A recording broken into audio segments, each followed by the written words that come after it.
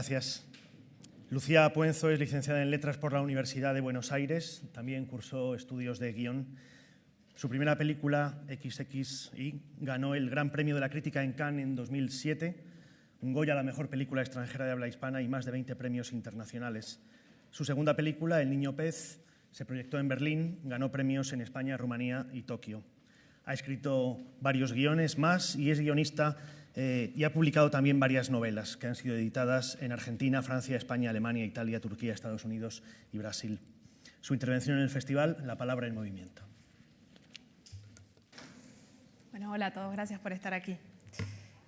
Yo voy a retomar algunos temas que ya tocó Paz, sumando también la literatura, porque yo mucho antes de ser directora de cine estudié letras, empecé a escribí desde los 23 años a hoy, casi todos los días de mi vida, menos cuando filmo, y la literatura es un terreno en el que todavía me siento más cómoda, en el que todavía me permito jugar muchas veces más de lo que puedo hacer en el cine por cosas que hoy quiero hablar con ustedes.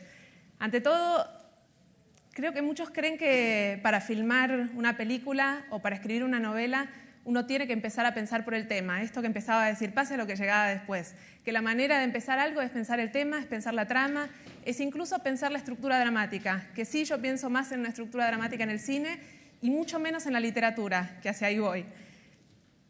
Creo que estos elementos muchas veces se emparentan mucho más al director de cine o al escritor con un teórico o con un arquitecto, y que muchas veces nos olvidamos de hablar de otras nociones que a veces pueden ser más inasibles y más abstractas, y lo son, pero no por eso menos fundamentales, que nos acercan más a quien es un director o a quien es un escritor, a un pintor o al músico, que es el ritmo, el clima y el tono.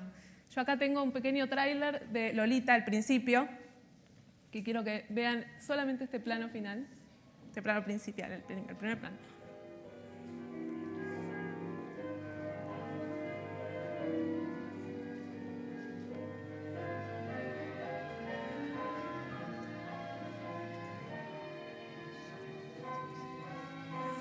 Esto que ven acá y que sigue un largo rato y que es este primer plano con el que Kubrick empieza su película durante casi 1 minuto y medio, es, para quienes no lo sepan, el guión que el mismo Nabokov le acercó a Kubrick, y ese guión que escribe en 1962 duraba 9 horas y media. Para Kubrick, su guión sacado de su novela tenía que durar 9 horas y media.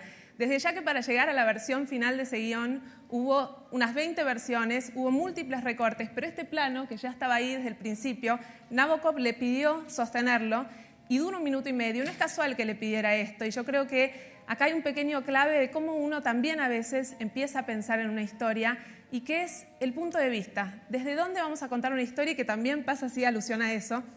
Y creo que muchas veces lo que consiguen obras, y en general son grandes obras maestras la que lo consigue, es con un pequeño plano ya colocarnos en el lugar desde el que van a contarnos esta historia, y no solo desde lo conceptual, sino desde lo sensorial. Y eso suele ser muchas veces como un puño en la cara, porque nos golpea desde lugares mucho más arquetípicos, inconscientes, que todavía no entendemos bien desde lo racional por dónde algo va, pero ya estamos colocados en una historia desde un lugar del que es muy difícil salirse después, y yo creo que eso tiene un gran valor.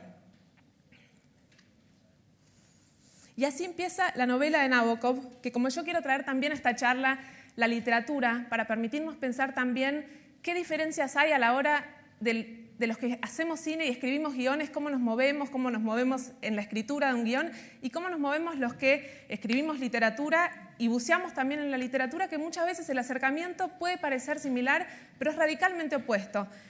Kubrick empieza Lolita con estos 2 párrafos. Dice Lolita: luz de mi vida, fuego de mis entrañas, mi pecado, mi alma. Lolita, la punta de la lengua emprende un viaje de 3 pasos desde el borde del paladar para apoyarse en el tercero en el borde de los dientes. Era Lo, sencillamente Lo. Por la mañana, 1,48 m de estatura con pies descalzos. Era Lola con pantalones. Era Dolly en la escuela. Era Dolores cuando firmaba. Pero en mis brazos era siempre Lolita. Mi sensación es que cuando uno ve tanto la película Lolita como la novela Lolita, lo que nos están diciendo es: si esta es la historia de una obsesión, los vamos a colocar desde el primer plano o desde el primer párrafo en el lugar desde el que vamos a contar esta historia. Y esto no es un lugar autoral de plano general, sino que es el plano detalle. Les muestro el pie del objeto de deseo, les muestro la mano del hombre que va a pintarle las uñas, o les muestro el lugar desde el que el autor escribe con absoluto detalle qué le produce su objeto de deseo. Yo todavía me acuerdo lo que sentí la primera vez que leí el cuento en el que está basado XXI, que se llama Cinismo, que escribió Sergio Vicio, que es mi pareja, así que tuve el privilegio de leerlo espiándolo sobre su hombro, y a medida que él escribía cada párrafo yo me animaba, circulando, ofreciéndole mates, a pedirle que me lo regalara, que yo quería que ese fuera mi primera película, y lo que él me dijo, con muchísima generosidad, es: yo solamente te los regalo si vos te animás a destriparlo y hacer con este cuento lo que se te dé la gana y a transformar este cuento en tu propia primera película. Y si vos copias este cuento, preferiría que no te metas con él. Yo todavía me acuerdo que la diferencia era que el cuento de él está basado en el terreno casi mitológico de una hermafrodita pura, con ambos sexos absolutamente desarrollados, y que en un primer momento a mí lo que me interesó, mucho más que el tema, que para cualquiera que hoy ve XXI puede creer que uno entra a esa historia por querer contar la historia de un adolescente intersexual o la historia de la intersexualidad o el tema, porque el tema pesa tanto en esa película. A mí lo primero que me enamoró al leer ese cuento fueron esos dos personajes, ciertas escenas de diálogo de ese cuento, escucharlos hablar, imaginar pequeños detalles y llegar a una escena que yo dije, tal como dice Paz: si yo no filmo esta escena me muero. Y ahí supe que esa era mi primera película, pero el tema no estaba ni cerca. Yo creo que no tenía ni noción con qué tema me estaba metiendo. Y creo que eso es algo que suele ocurrir, que muchas veces, y yo cada vez que me encuentro con chicos que están empezando a escribir y que trabajamos juntos en sus primeros guiones, sin duda que creo que hay que prontamente llegar a la estructura dramática y que, tal como decía Paz, sobre todo en el cine, necesita una estructura, sobre todo en el cine se necesita un esqueleto dramático y tramas y subtramas que corran por el mismo lugar, pero siempre también les digo que no se olviden del elemento del juego, del elemento de lo lúdico, que muchas veces mi sensación es que, sobre todo porque el cine está mucho más intervenido por el peso de la producción y porque al menos creo que en todas las cinematografías de América Latina son cinematografías que lidian con las restricciones y con los recortes, y que entonces todos los guionistas estamos preparados para escribir y que sea posible filmar el día de mañana, y que muchas veces yo creo que por eso, en muchas ocasiones, y que probablemente por eso, por suerte, esto cambie con la llegada de las nuevas tecnologías en el cine, que permita alivianarnos y poder salir a jugar un poco más. Hasta hace muy poco, que el cine era tan caro y el cine se hace en equipo y el cine es pesado, es un transatlántico que hay que mover para adelante, muchas veces el elemento del juego, y yo lo veo con una pata en la literatura y una pata en el cine, que el elemento del que escribe literatura y está sentado solo con las propias limitaciones de su talento, pero que tiene todo el tiempo del mundo para escribir y tiene nada más que un par de hojas o una computadora, puede hacer superproducciones. Uno puede hacer lo que se le cante en la literatura, uno puede jugar a lo que quiera, uno puede permitirse, tal como decía Paz, los desvíos, las digresiones, las asimetrías, y muchas veces es ahí donde aparece la literatura, es justamente en esos desvíos, tal como decía Paz, en esos momentos en los que uno se pierde y se olvida de la trama, en los que aparece lo que uno podría decir: bueno, acá está la novela. Borges lo decía con una frase que a mí me gusta mucho,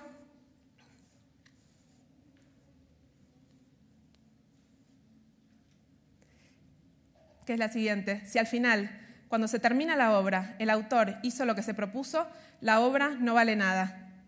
Y yo creo que en este caso basta con pensar en un par de ejemplos, algunos los traía a colación también Paz. Dostoyevsky se propuso escribir una novela sobre los problemas con el abuso del alcohol en Rusia. Quería llamarle Los borrachos y escribió Crimen y Castigo.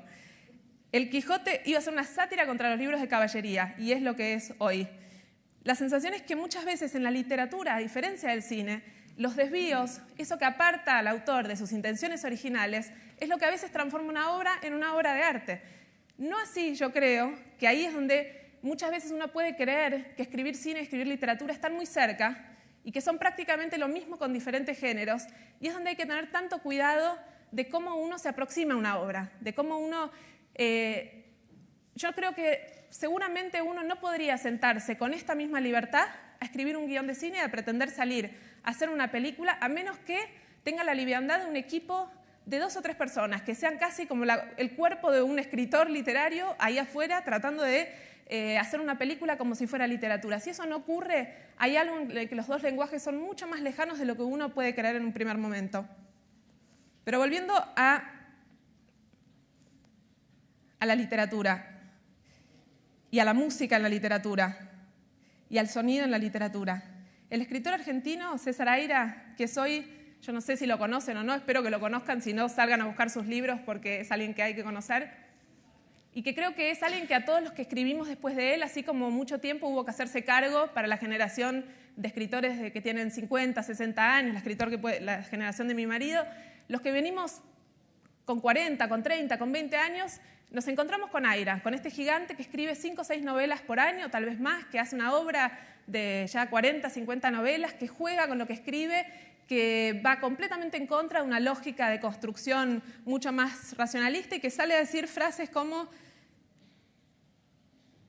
es el sonido y no el sentido lo que más me interesa, o mejor aún, el sonido del sentido. El que sale a poner ahí adelante que la literatura no es solamente construcción, sino que también es música y ritmo. Y el que sale a decir frases como, por ejemplo, yo no reescribo nunca, yo siempre reescribo hacia adelante. Y en esto, que puede ser casi una postura un poco punk, una postura en un lugar, creo que sí nos hizo un sacudón a todos los que veníamos escribiendo con la idea de que también la literatura, que tenía que tener un esqueleto de absoluta solidez, nos dio la sensación de que también en la literatura se puede jugar, y se puede jugar por el lado de la música y del ritmo y de la búsqueda. Muchas veces mi sensación es que cuando escribo literatura lo único que sé es hacia dónde no quiero ir y que el resto es pura búsqueda. Y mi sensación también es que tengo que avanzar de manera microscópica, a diferencia del cine en el que yo puedo estructurar y trabajar con un esqueleto, estructura dramática y de tramas y subtramas y con mucha más rigidez en el sentido de cómo voy construyendo esa historia para que desde el final eche luz sobre el principio. La literatura, que podría creerse que es exactamente igual, para mí es absolutamente lo contrario. Yo avanzo tal vez media página en 7 o 8 horas de trabajo porque no sé hacia dónde va la próxima frase y porque tengo que buscar cómo cada palabra se va a entrelazar con la siguiente. Y es ahí donde está el placer y el juego por lo que uno hace. Mi sensación es que si en literatura yo sé hacia dónde quiero llegar, voy tan rápido que me pierdo la literatura. Digamos que voy tan rápido que el saber complota en contra de estar buscando cada palabra, cómo va a ir ligándose con la siguiente. Y que en ese sentido a veces yo paso 6, 7 horas y escribo media página, pero esa media página casi sin reescritura va a ser publicada dentro de 2, 3 años o cuando sea que pueda publicarle, en contra de un guión de cine que va a ser 20 versiones a lo largo de los años y que va a ser una herramienta de trabajo que vamos a seguir reescribiendo todo el equipo y tachando palabras y trabajando hasta que algún día lo filmemos. En ese sentido uno diría, cine y literatura, ¿qué tan cerca están? Mi sensación es que son lenguajes que nunca pudieron ignorarse, que han terminado casi a la fuerza por prestarse mutuamente, por imitarse, por creer que tienen mutuos prejuicios de lo que uno hace y el otro no puede hacer. Pero me interesaba volver a los inicios, cuando se inventa el cine y cuando los primeros escritores se encuentran con qué va a ser esto.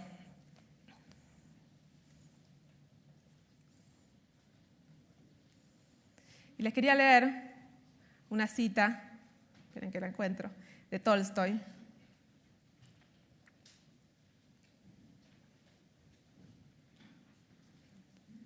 Ya va,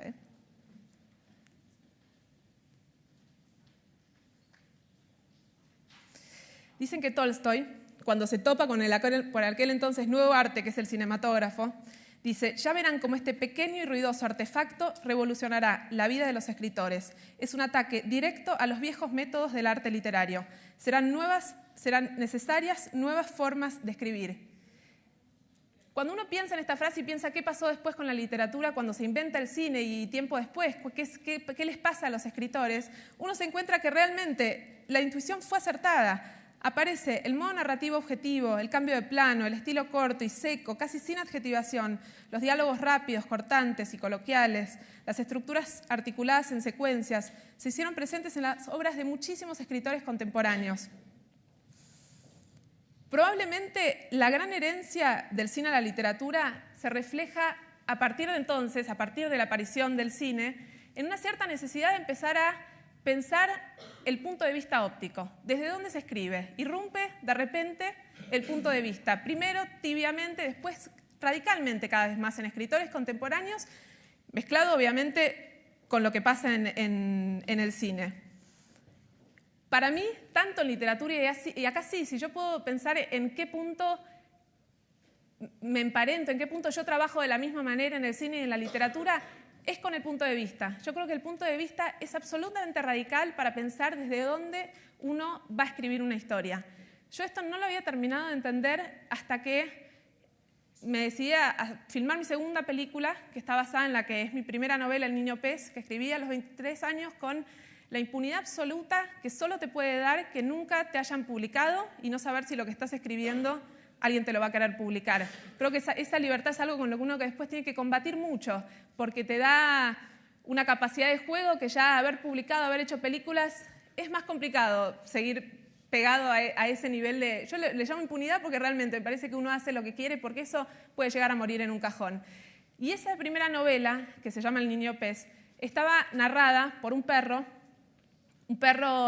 completamente amoral y punk, enamorado de sus dueñas, que son un adolescente de una familia de clase media alta, que se enamora de la empleada doméstica que trabaja en su casa, que es una empleada paraguaya, y que se ven mezcladas en una tragedia, en un crimen que las hace huir a Paraguay, pero todo ese relato, que contado así puede parecer una trama policial y oscura, y lo es, al estar intervenida por la voz de un perro completamente amoral y cargado de humor, era una novela que generaba carcajadas en los lectores y que estaba intervenida por algo que parecía menor, pero que no lo era. Yo quiero permitirme leerles apenas el primer párrafo y ver juntos el tráiler de la película para entender la diferencia de algo tan menor como el punto de vista desde el que se narra lo que puede generar en una misma peripecia, en una misma trama. La novela empieza así.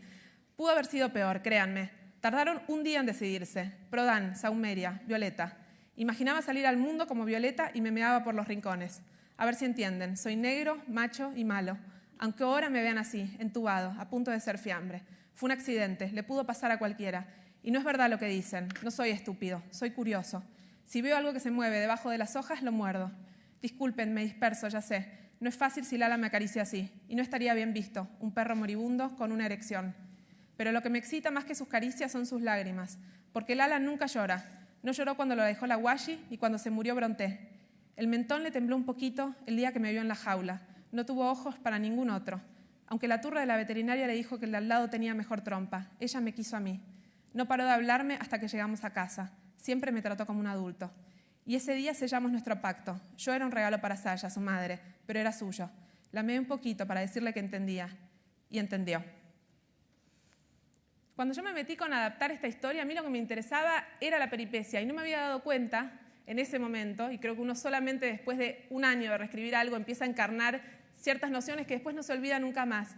La importancia que un punto de vista puede tener en marcar el tono y de esa forma en transformar incluso la trama de una historia. La sensación es que en la novela y en la película la trama y la peripecia son idénticas, pero porque cambia el punto de vista, porque en la película ese perro simplemente es un personaje secundario desde el cual no se narra, pasó al frente el género y la película se transformó muy violentamente en una película de género, que yo quería ahora ver el tráiler para hablar otras cosas con ustedes. Tráiler de El niño pez.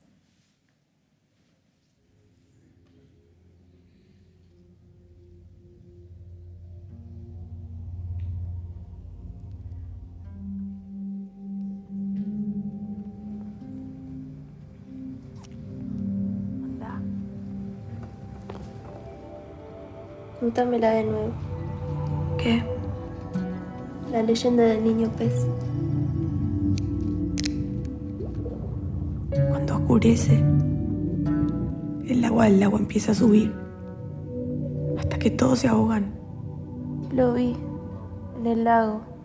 Soñaste nomás. En la frontera al lago debe haber mediodía. Vos nunca estuviste en Paraguay. No te metas con ella. Tienes razón. Sácala de acá. Ya dime en guaraní. Roja, hijo. Roy Potalla. Es mi novia.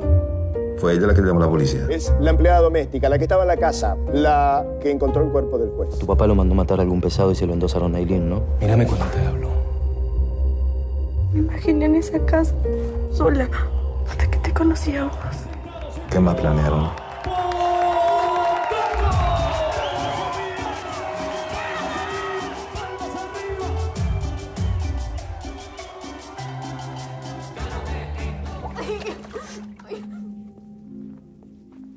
Soltala. Van a matar a las dos. ¿Quién es tu papá? Nadie. ¿Qué le hiciste? Lo mismo que vos. Me enamoré. Pero déjame explicar, este no es el final. Nuestro amor me ¡Olvídate de mí! ¡Olvídate de mí! ¡Olvídate! Yo te amo, vida mía.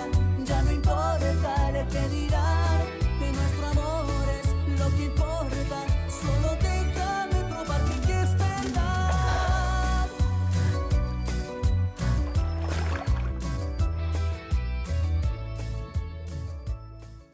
Yo lo que quería mostrarles de a diferencia del tono de la novela, es cómo un cambio de punto de vista puede hacer que una trama casi idéntica varíe radicalmente. Y nosotros lo que nos pasó, y me pasó aún más con la sorpresa de que este era mi propio texto, a diferencia de muchos otros textos que yo he adaptado para otros directores, que eran novelas ajenas y que eran tanto más fácil de trabajar, de meter mano, de ser mucho más dura que con un texto propio. Yo terminé de escribir esta historia en la isla de edición, y lo que quería contar era el recorrido, era un estallido, era editar esta película como un estallido, porque lo que me importaba muchísimo más que el tema era el recorrido emocional de estas dos protagonistas.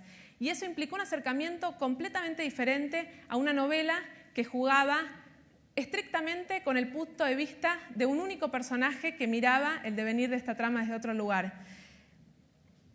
Esto, a partir de este momento, y yo creo que desde entonces, mi sensación es que uno puede creer que cine y literatura son recorridos casi idénticos que hace alguien, y sobre todo quienes transitan ambas partes, o las tres, siendo guionista, directora y escritora. Pero el acercamiento, y esto lo voy viendo cada vez más con cada novela en la que empiezo, es tan diferente que lo único que yo creo que son puntos de contacto es la elección desde el punto de vista desde el que vamos a contar la historia. El resto es absolutamente diferente.